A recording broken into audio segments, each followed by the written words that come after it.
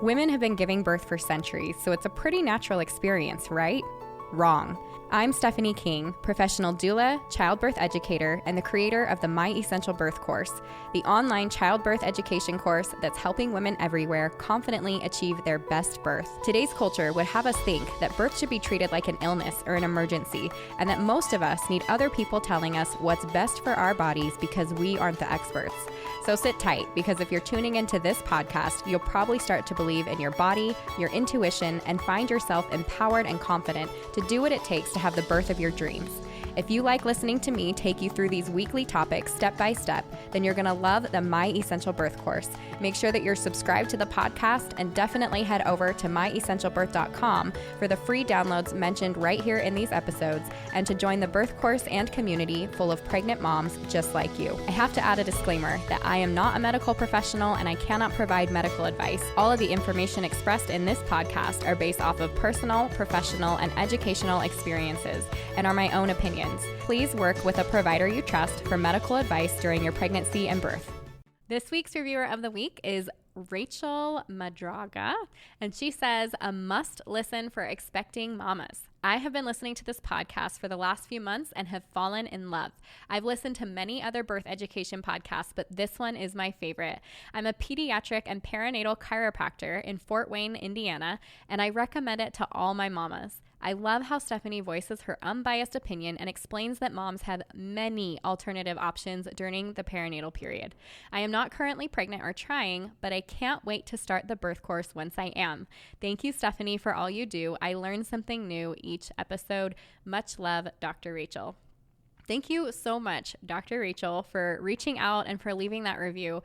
I think it's fun that there are quite a few people, chiropractors and registered nurse and different people in the medical community that absolutely love the information, and I love that. In fact, I think some of these birth courses, some of the most interesting stories that you get are from the people that are within the medical community.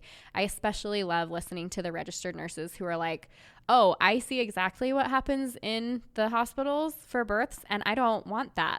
I want to do something different for my experience. And that's what, gets them researching and wanting to learn a little bit more. I love stories like that. I'm grateful. I'm grateful for you, Dr. Rachel, and for everyone who's leaving reviews. But especially in being a pediatric and perinatal chiropractor, how fun is that to be serving women in such a neat capacity? So thank you again. I hope that those of you who are listening will take the time and leave a review on Apple Podcasts. I love to read them on here and to read them in general. Okay, diving into today's episode. I think one of the most common questions I get asked, and this is like DMs and messages, and it's, how do I get labor going naturally, right? And it's usually because moms are approaching their due date and most likely an induction date. And the induction may or may not be necessary for a slew of reasons, honestly. But I won't get into that. Basically, it's either that or I'll give you a couple reasons. It's that maybe they're approaching that 42-week mark that might risk you out of having an out-of-hospital birth with a midwife. It could be that you're experiencing prodromal labor, and prodromal labor is contractions that get longer, stronger, closer together, but they don't leave you in an active stage of labor that ends with a baby. So these contractions can be longer, stronger, closer together for hours or days at a time, even up to weeks at a time, and not end with a baby in your arms. It can be really frustrating. Or you're generally just feeling uncomfortable and you're like, baby, get out, right? I'm done.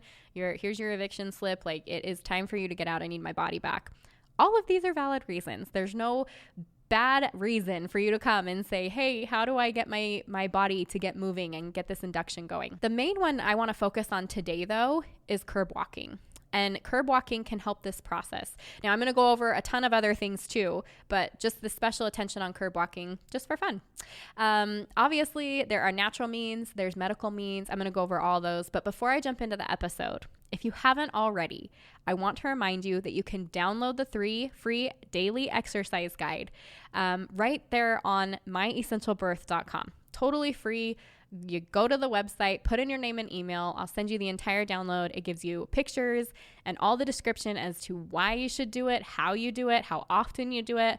And then too, if you guys follow along and you love what you hear, I would love if you would leave a podcast episode.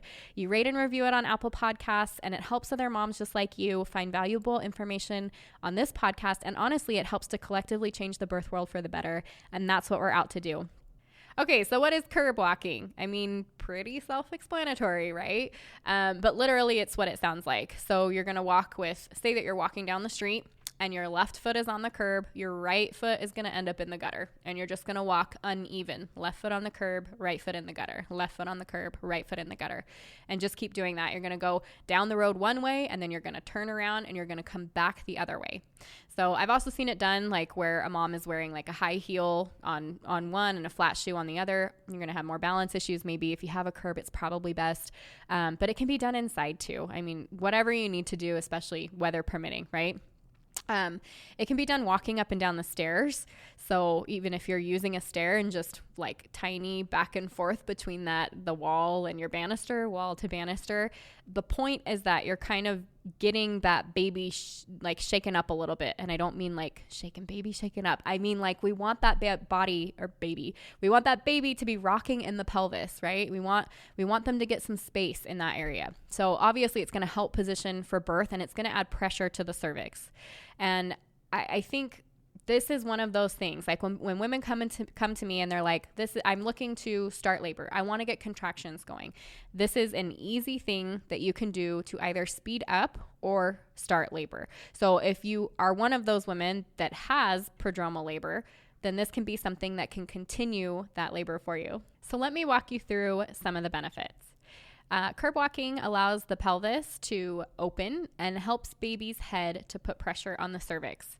So when you have increased pressure on the cervix, not only is it helping the cervix to dilate or open, or pressure on the cervix is what we want, right? But it's also going to increase oxytocin, and oxytocin creates contractions.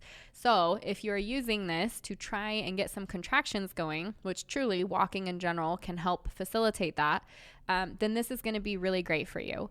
It's also going to use gravity to help that baby's head come down, which I don't even know if I should get into this story right now, but I remember being at a birth, and the midwife, I think it was a midwife. She was a midwife or an OB, but I remember her saying something to my client about how if gravity was such a big thing, like everybody would just be walking around and their babies would be falling out, because we were talking about how she was leaned back, and like maybe if she was like sitting up, that would help. And we just got a lecture about gravity and how that's not a thing. But I thought, really, have you ever like tried to poop in a handstand? Do you think that would be as effective as, sitting on the toilet and going to the bathroom? Gravity is kind of a thing. So I want you to think of that when you're talking about walking, and particularly moving that pelvis or that uterus. That's going to help baby come down and put pressure on the cervix, creating oxytocin and contractions.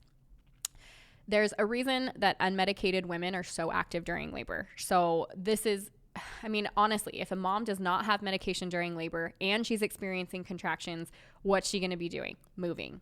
That mom is not typically going to be like quiet in a single position laying in bed. That is not what happens. That's what happens when a mom has an epidural, and that's fine. There's nothing wrong with that. But if a mom doesn't have an epidural, she's going to listen to all of those cues that are telling her to move her hips, to sway, to squat down, to lean over the bed, or make noises. Even the noises, like those guttural sounds, right, they can affect what's happening in that uterine area, the stomach area, the cervix area. All of that is very connected, and it makes a difference. So think of that when you're thinking of, I'm going to be walking and moving this area to kind of stimulate some contractions. I do want to talk about a couple of the risks. So obviously you want to be careful that you don't fall and that might be silly, but I couldn't believe when I was at my sister's birth and I was helping her do some curb walking. Her curbs by her house were like a foot tall. I couldn't believe it. And both her and I are fairly short. And I was like, do not curb walk on these curbs, like especially by yourself. But I couldn't believe it. Like they were just, so anyways, you want to make sure that you don't fall, obviously. I want you to be a little bit conscious of relaxin. So relaxin is something that helps your ligaments and everything to be really loose. It helps your pelvis bend and create room for baby. But it can also cause you to overextend or move things in a way that cause pain. And so, as I've said before, obviously, if something hurts, you don't want to be doing it. And it might be a great idea, too, to make a schedule with a chiropractor. So whether that's during pregnancy or after, or especially if you're trying to get things going, right? Seeing a chiropractor, specifically one that's familiar with the Webster's Technique, used along with something like curb walking, all of that is going to be to your benefit and probably create a greater chance for you to be able to get induction going. So I want to talk to moms that are planning to do this, kind of who should use this technique. So we've talked about that when you're looking to begin or keep labor moving. You don't want to, it's not something that you want to include in like your first or second trimester or really even until you're like 37, 38, 39 weeks and you're trying to get things moving. And kind of because of that relaxin, right? You don't want things to cause pain or get out of balance. And it needs to be something that's used strategically for getting mom to go into labor or for positional while mom is in labor. So obviously, if you don't have any of those above, then you are good to go. There are other things, though, that you can do to move the baby through the pelvis that don't involve curb walking once labor has begun. And so I wanted you just to remember that this is for getting labor going. So women who are experiencing prodromal labor, and this is labor that is starting and stopping but doesn't become active labor, and mom doesn't end up with a baby in her arms, a lot of the times what we say is it's positional, right? And so curb walking is something that can help with position. You can also do something like the forward leaning inversion, a side lying release. I'll put a link for that in the show notes, and the mile circuit, same thing, link for that in the show notes. Also, if you're in the birth course, the side lying release has an entire video that you can access within the course, and there's stuff in the workbook and all of that. Same with the forward leaning inversion and other things you can do for position. So what's the best time to begin curb walking for induction? Obviously, when it's go time. We talked about that, right? Like 37, 38, 39 weeks.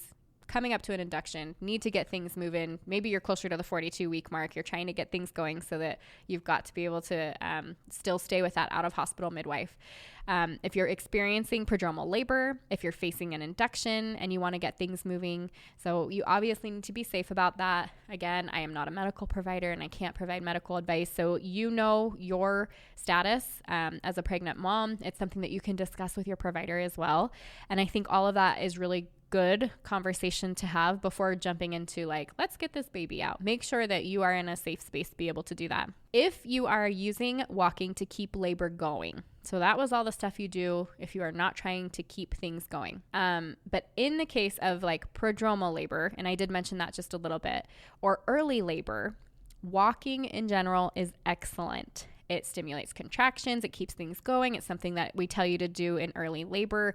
Like make sure your body is moving. It will keep things going. It can be really helpful with positions too. So you do it in between contractions. So while mom is having a break from a contractions, it's like curb walk, curb walk, curb walk, particularly if the contractions are at a place where they're causing mom to pause and she has to breathe and she needs a little bit of extra support. But it brings on contractions that are closer together and that are stronger. Walking in general, but curb walking even a little bit more. So specifically for a baby who is posterior or not all the way anterior, kind of that left occiput anterior that we like to look for. And that just has to do with the position of baby. If you don't know what I'm talking about, head to the show notes. I'll put a little link that says this is, a picture of a left occiput anterior baby. But it's if you are trying to flip a posterior baby. And so I will tell you as a doula, we've had great success with a couple of these things. It's about relaxing and working with your body. And it doesn't mean that it's comfortable while you're doing these, but they can help flip your baby to a better position. I'm not talking about a breech. I'm talking about a posterior baby. But we kind of joke like you can use that Captain Morgan stance, right? The like one leg up and one leg down. The same thing can be done on the ground, one knee up, one knee down. You can include pelvic tilts and rebozo shifting in between contractions for a posterior baby. This with the like one up, one down is probably something I've had the most success for. So think of that when you have your posterior baby, or if you're having low back pain or what they call back labor during labor. I want you to think of using rebozo shifting and pelvic tilts and one knee up, one knee down, or one leg up, one leg down. So mom is in hands and knees. She's doing pelvic tilts, and her birth partner or doula or labor support has a rebozo, which if you don't have one, it's fine, but it's just a piece of fabric. So it can be like a sheet too that goes around your entire belly while you're in hands and knees, and the person above you is sifting or moving. Like think of like, they call it sifting apples. And so think of what that would be like for your belly if they were like sifting it as if they were sifting apples. And what it does is kind of like we were talking about from a previous episode or just like forward leaning inversion or anything that gets baby up and out of the pelvis a little bit. That sifting allows baby to kind of wiggle out of a bad spot and come up for a second and then find a better way in. So if you think of like a baby going through a pelvis as like trying to fit a key into a keyhole, right? There's like one excellent way that that's going to work. Actually, with a keyhole, like there's only one way, right? With a baby, it can be a little different because they're trying to find a way, and sometimes they get into a position and they get stuck in there where it's like, that might not feel great for baby. It probably doesn't feel good for mom, but they're stuck. And so helping them with things like pelvic tilts and rebozo shifting or curb walking or anything that's going to help them kind of move into a better position is going to feel better for mom, better for baby, and it can decrease the amount of labor time while like making it feel better along the way, which is definitely what you want. So you would kind of do those things and you kind of create a circuit. So the rebozo shifting and pelvic tilts would be done in between contractions. Mom has a contraction, it lets go. Rebozo shifting, pelvic tilts until that next contraction comes on. You do that maybe 5 or 10 contractions, give it a rest for a couple contractions and go at it again. You don't want to wear mom out. And if baby doesn't turn during that time, maybe it's time to try some other things. Kind of got off on a tangent there, but having a posterior baby can be so uncomfortable. And so I want you guys to have some skills there. I will say it's truly where it's excellent to have the knowledge and preparation to know what to do though. So whether that's the curb walking or we're talking about turning a posterior baby.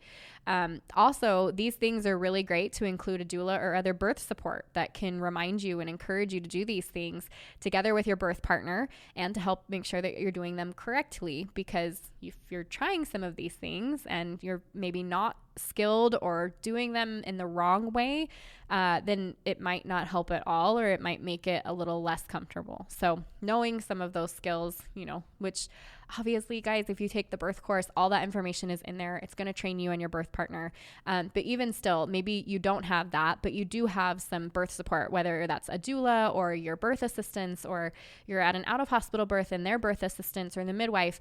All of those people should be able to help you get into good positions and figure these things out so that they're really successful for you. And too, like, I think I mentioned this, but if you don't feel like going outside, the curb walking is basically like just uneven walking. So it can be done inside. There's other ways to do it. You don't have to be outside. And I remember too, when I early on, and not that I haven't read this book in like a super long time, because early on was quite a while ago when I started studying about birth, but I remember reading in Ina May's Guide to Childbirth, and I'll put a link for that in the show notes as well. She talks about women who give birth on what they call the farm, and it's a place where women come to literally give birth. There's different houses that they stay in, and women come there, and that's where they give birth, is on this farm, and it's to have this beautiful, birth with a midwife experience. No medical kind of stuff, like trusting the process of birth and the intuition that we have for our bodies. But I remember her talking about how, like, in early labor or with a mom who has prodromal labor, she'd send them out into the woods with their birth partner for a hike. And part of it was the physical exertion, right? Part of it is being outdoors and kind of connecting to that Mother Earth. Or it's interesting during labor what it feels like to be outside. Like if you have an opportunity to do that, if it's not freezing and snowing, or maybe you're comfortable outside when it is freezing and snowing. But I particularly liked being outside and looking at the trees and the sunlight and kind of getting a breath of fresh air.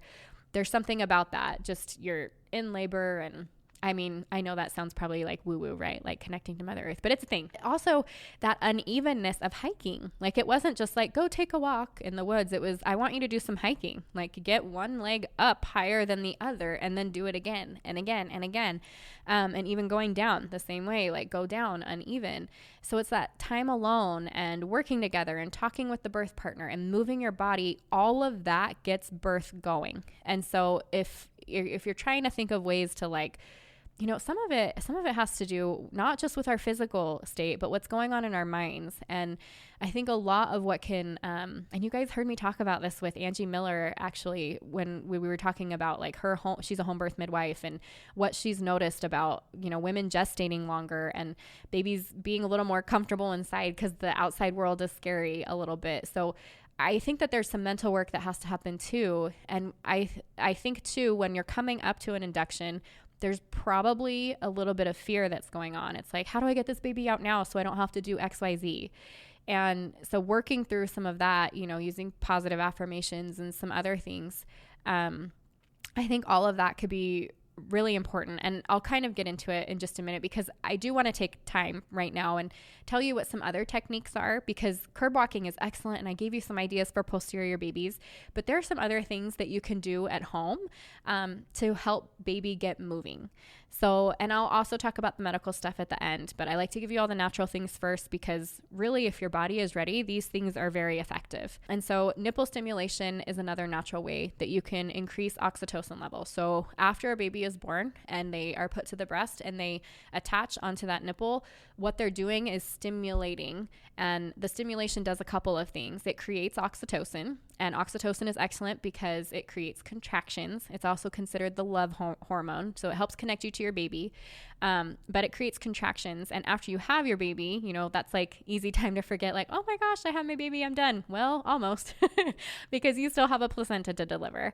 And so your uterus has to contract in order to allow that placenta to safely let go and be able to be born. And so nipple stimulation creates oxytocin, which creates contractions. And so that is something that can be used at the same time or in part of your circuit with curb walking, or, you know, with the rebozo sifting and the pelvic tilts and anything else that you're doing, you can add nipple stimulation. And this is something that you can just do yourself. You just roll your nipples between your fingers, or you can use a breast pump. And particularly if you're like in a hospital and contractions are going, labor is already going, you can use a hospital breast pump, which is actually it's actually better stimulation than what you get at the home breast pumps. But that's something that can help kick contractions into gear. Along with that is acupuncture or acupressure. So acupuncture is the one where you've got the little needles that they stick wherever they stick. I can't say I've done that before. I know women that have done it, particularly to induce labor, and it's been successful. So I think it's great. Also for a slew of other things during pregnancy as well. But that's acupuncture. And then acupressure is that like firm pressure that you use at specific points in the body. And these can be used along with, we always recommend clary sage oil if you are trying to, so don't use it before, but once you're trying to actually go into labor, you want to add something like clary sage oil and the acupressure point. So particularly with women during labor, I have absolutely used this for stalls that we've had, particularly that have been like emotional stalls. It's really interesting to watch a mom who's like, oh, that adrenaline kicks in, like somebody in her birth space that she doesn't like there or isn't comfortable with, or she didn't like what the provider said. And all of a sudden those contractions start getting funky or they space out. And using clary sage and acupressure points, especially spleen 6, which if you don't know what that is, particularly if you're in the birth course, we talk all about it. It's in the workbook, but if not, look up spleen 6 and where you would push for that. And we just kind of go on, you know, we like push a little bit on those spleen 6 with the clary sage oil and allow those contractions to kick in. You can also have mom breathe the clary sage oil. I will say for moms that are already in labor and trying to continue contractions, as far as clary sage oil, I recommend before you place it on the body that you just have mom smelling it and use the acupressure points and see if that does the trick. Because I have had a mom who, and luckily we were doing it this way and I hadn't placed the clary sage oil on her skin yet. She was breathing it. We got contractions going and she said, no, I need more of a break. I can't do this right now. And it was like, okay, cool. Stop smelling the clary sage oil. I'll stop pressing the points, and her contractions spaced back out again. And she got the break that she needed before we were able to get things moving again. So if you put it on the skin, then it's in there. And so it's just a good idea anytime you're using essential oils, honestly, during labor, especially because you're changing, like what you like changes so quick, right? Just like pregnancy, you're like, oh, I'm really hungry and I want a pineapple and chicken nuggets or whatever. And then all of a sudden, by the time your husband makes it to the door, I may or may not be speaking from experience. You're like, never mind. That sounds disgusting. I want to throw up. So it's very similar during labor. Your smell is heightened. And so if you're like, oh, lavender smells so good right now. And then all of a sudden you're like, I don't ever want to smell lavender again. So you want to be able to remove it from the room. So whether that's you put a cap on it or you've put it on a tissue and you can throw it outside of the room, anytime you use essential oils, start with it off of your body first. Okay, another thing that you can use is sexual intercourse. And I know I've talked about this before. What they're doing when they're trying to medically induce labor, specifically when they're trying to soften a cervix, is they're using something called a prostaglandin. And they're synthetic prostaglandins, but semen contains prostaglandins. And so if you're having intercourse, and this is the important part, right? Dad has to finish because you need the prostaglandins. Mom has to finish because that's going to create contractions. If you're doing those things together and you both finish, then there's a good chance that can stimulate contractions. And if that's like the way you get things going and you're like, oh, contractions are happening, great. Get up and go take a walk, like immediately, like wipe yourself off, go take a walk if you're trying to keep things going. And then you can add in things like a warm shower and rest. And it doesn't have to be all go, go, go. How do we get things, going from that kind of way? Sometimes, and I'll get into that in a moment, it has to do with like being rested and where your mental state is. Another thing though, is castor oil. And you've heard me talk about it before and it sounds so crazy and like, oh my gosh, do people really use that? But yeah, they really do. And I've had clients that have used it with and without midwives, so hospital births and midwives, always under the care of a provider. They let their provider know at least what they're doing, if not asking them how to use it.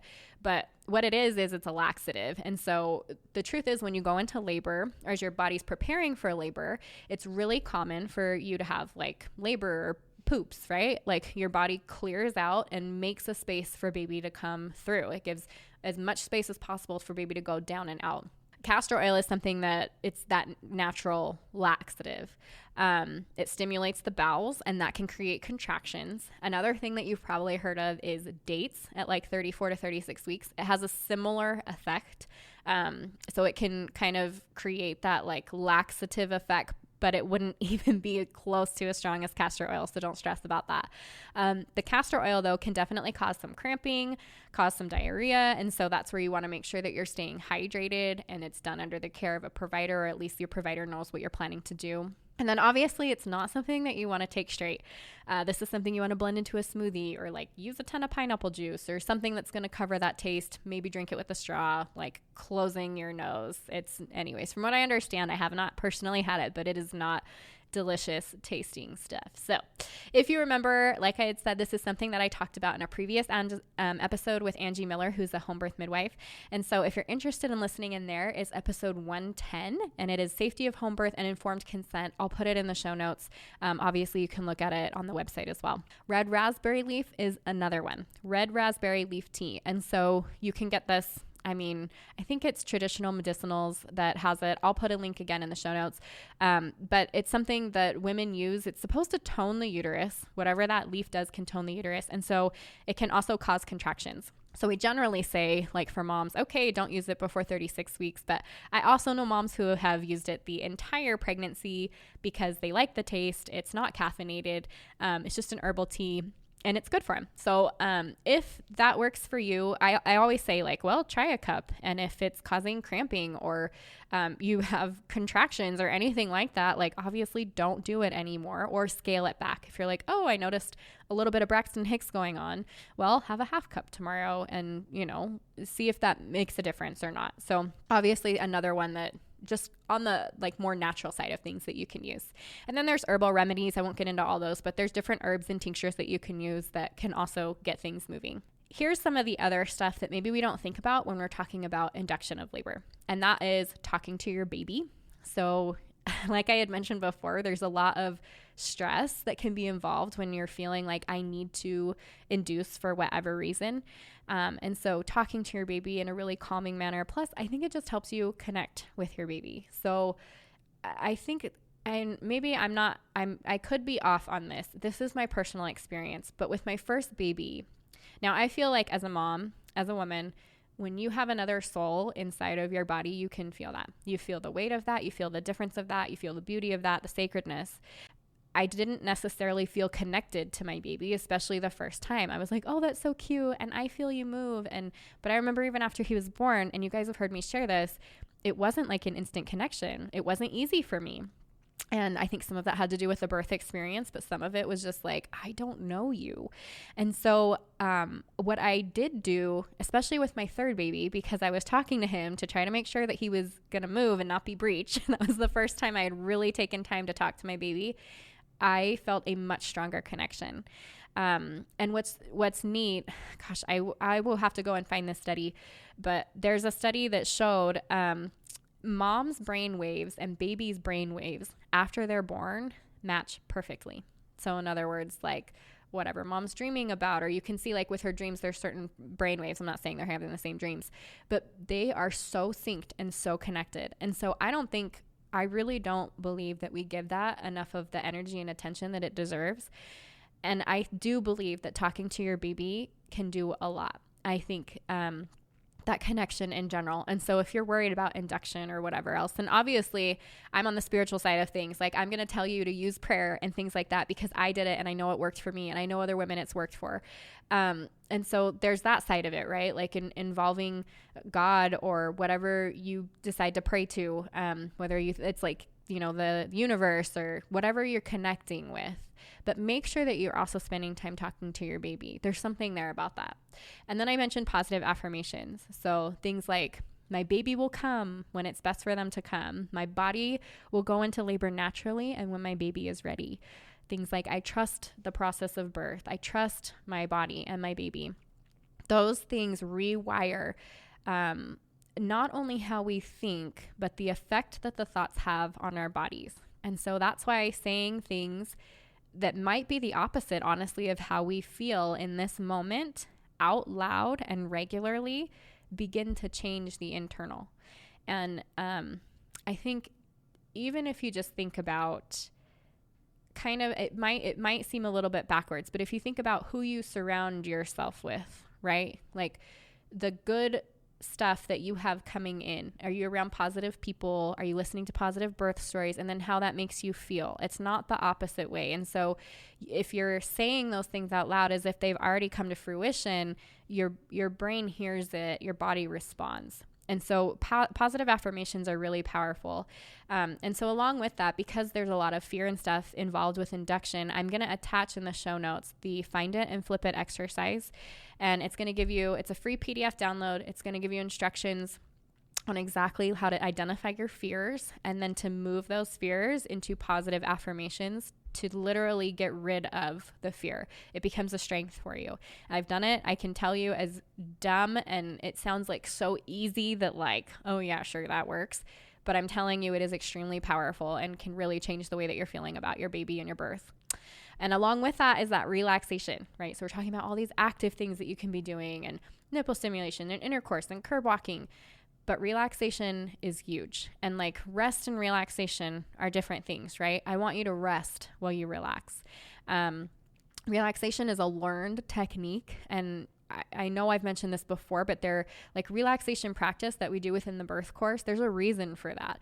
It is a learned kind of muscle memory technique. And you don't get it because you laid down and said, okay, I'm going to relax.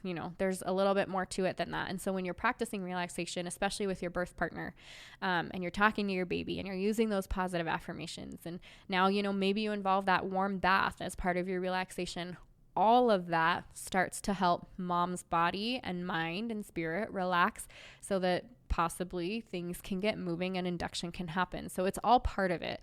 I want you guys to be doing those physically active things, sure. But if we're not taking care of the mind and body on the other side, then those things might not be as effective, or you might just go into it a little more strained or stressed. So I told you I was going to talk about the medical things as well that can be done under the care of a medical provider in order to induce baby. So the first one that I like to talk about is the stripping or sweeping of membranes. And this is totally your choice. It's just on the lower end of like what you need for medical care. It's more of an outpatient thing. It's something that a provider can do in their office. You don't need to come to a hospital for. It's an option. It doesn't mean you need to do it. It doesn't need to happen in progression this way. You could decide this is not something I want to do. I would rather just go straight for the medical stuff because of whatever reason. So if that's the case, I just want you to have this as an option kind of in your back pocket. But the stripping or sweeping of membranes. And that is where a provider places 2 fingers inside of the vagina and through the cervix and then pulls off or separates the bag of waters from the uterus, the uterine wall. And what it does is, just like you would expect, it kind of irritates the uterus, and that can cause a lot of cramping or discomfort or pain with or without contractions. Oftentimes, I shouldn't say often, it really depends on where your body's at and kind of Bishop score information and all of that. But it can lead to contractions that end up with you in labor. So if you're coming up to an induction and your Bishop score looks good, which I'll talk about that in a minute, and you're really feeling like that's the next step, or you would like to do that, which is typically offered like at your provider's appointment, I can just sweep your membranes really quick. You should know that it's not super comfortable. It doesn't feel very good. I think a lot of times it's referred to as like a rough, like it'll be kind of like a rougher exam. But then it's like the cramping and pain and stuff that comes after, and it may or may not lead to contractions that end with baby. And then we've got the ripening of the cervix. So a lot of times when we talk about medical induction, we're talking about a mom who's going to meet her provider at the hospital, usually at night. Don't get me started. I don't know why they do this to moms and have you guys do this overnight. It drives me crazy.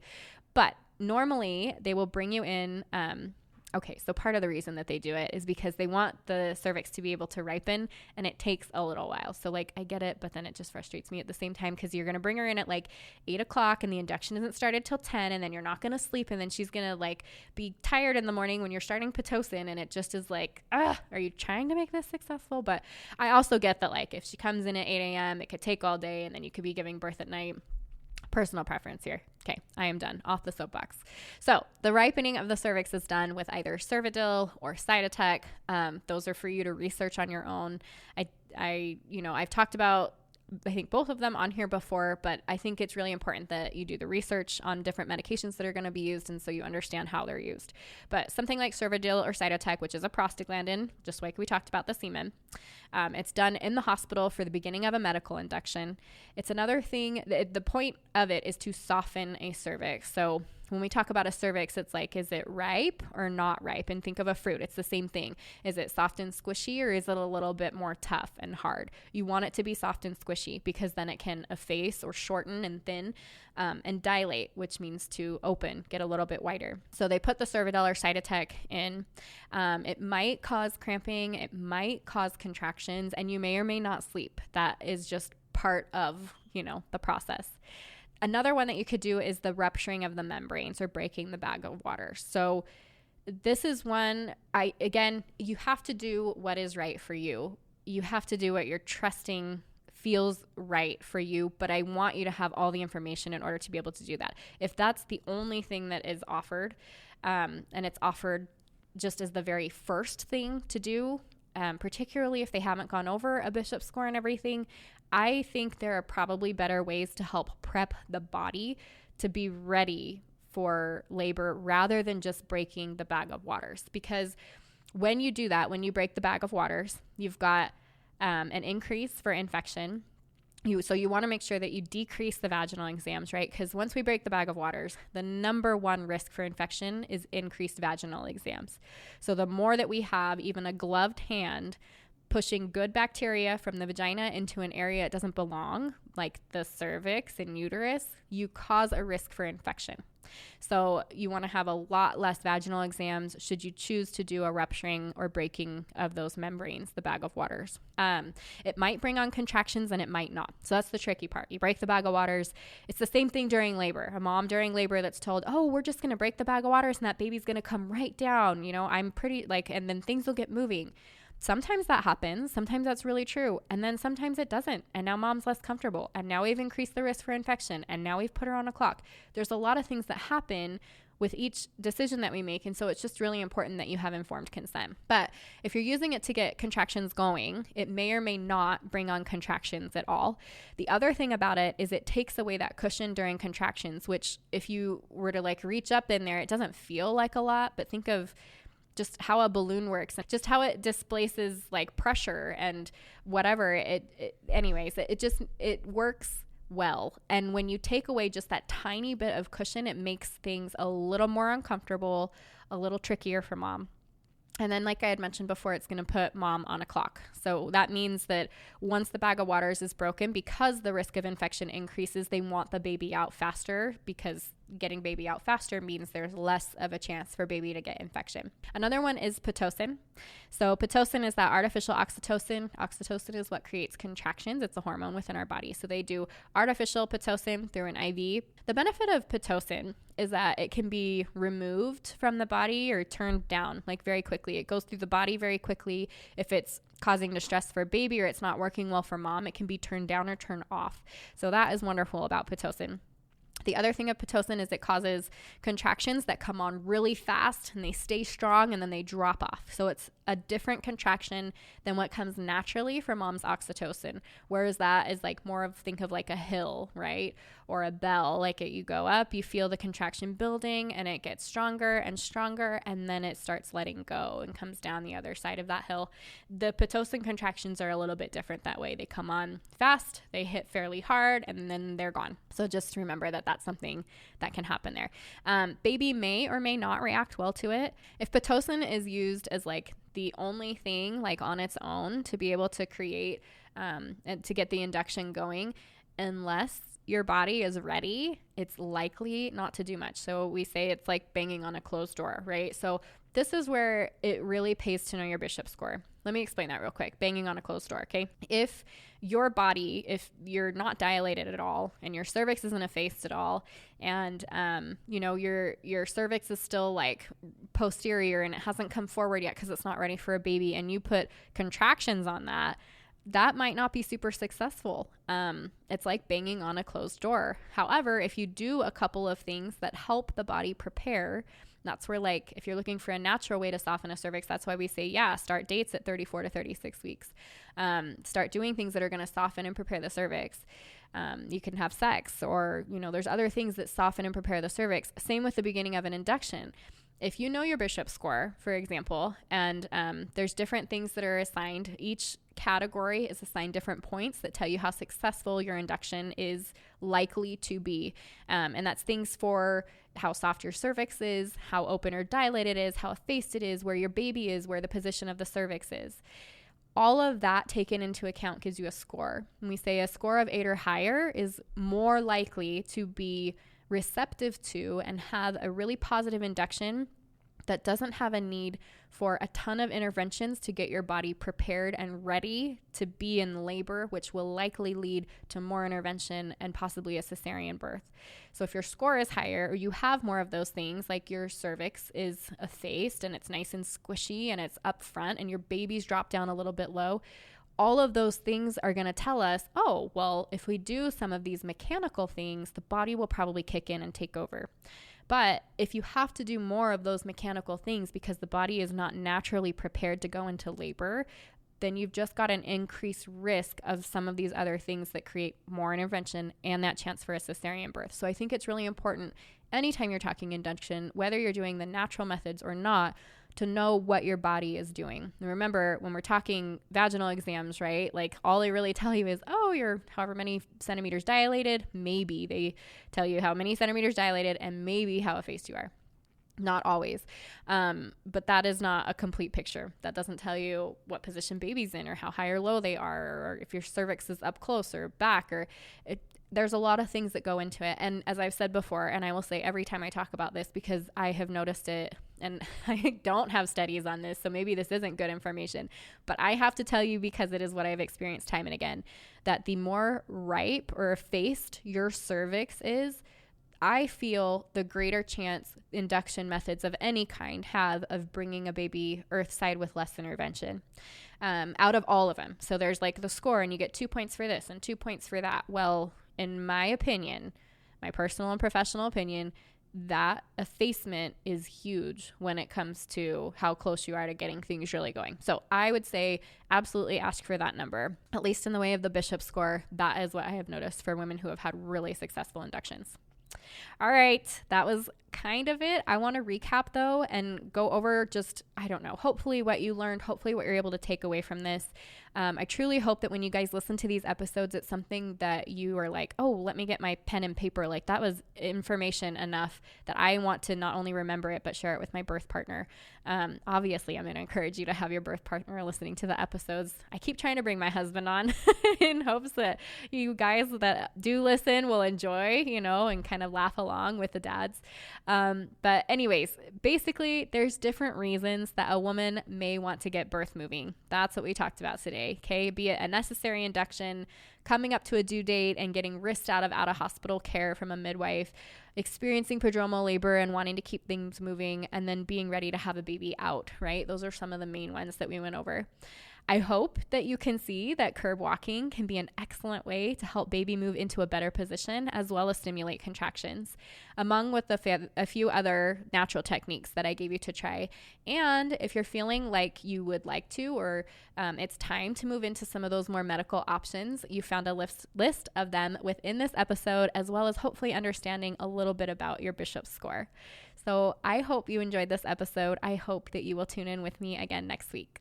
That's it for this week, but make sure you subscribe to the podcast so that you get notifications first as I drop a new episode every week. And don't forget to head over to myessentialbirth.com for all of the free downloads mentioned here and to join the birth course and community serving pregnant moms just like you.